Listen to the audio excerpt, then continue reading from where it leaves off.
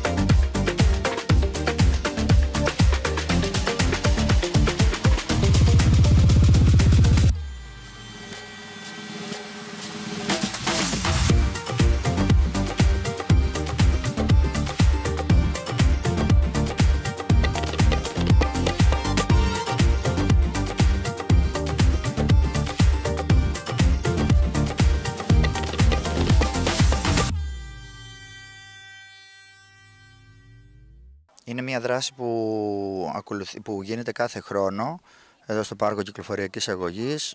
Έχουμε επισκέψεις όχι μόνο, όπως είπατε, από τα σχολεία της Άρτας, αλλά και σχολεία όμορων νομών και δήμων. Πραγματικά το ενδιαφέρον είναι μεγάλο.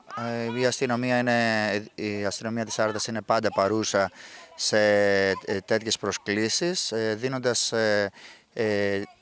τη δική της γνώση και μεταδίδοντάς την στους μικρούς μαθητές, και ευχόμαστε κάθε χρόνο να έχει αυξητική πορεία και να είναι περισσότερα τα σχολεία που το επισκέπτονται.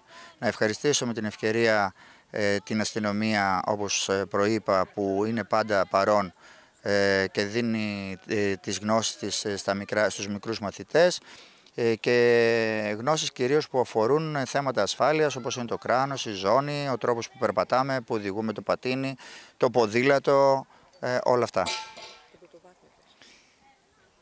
Η πρωτοβάθμια εκπαίδευση πάντα και αυτή δίνει τη δική της νότα με την παρουσία της εδώ πέρα. Να την ευχαριστήσουμε και την πρωτοβάθμια εκπαίδευση του Δήμου Αρτέων για την παρουσία της και για την προώθηση της δράσης αυτής με τις επισκέψεις που γίνονται εδώ πέρα από τα σχολεία της πόλης μας.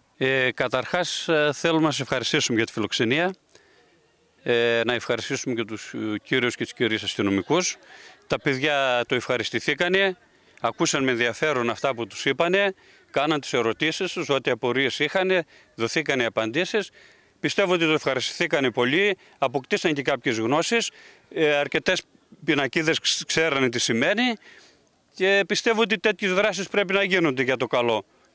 Γιατί αυτά τα παιδιά θα είναι η αυριανή οδηγία, η αυριανή που θα είναι στην κυκλοφορία και στην κίνηση. Και καλό είναι να αποκτήσουν από τώρα κάποιες γνώσεις.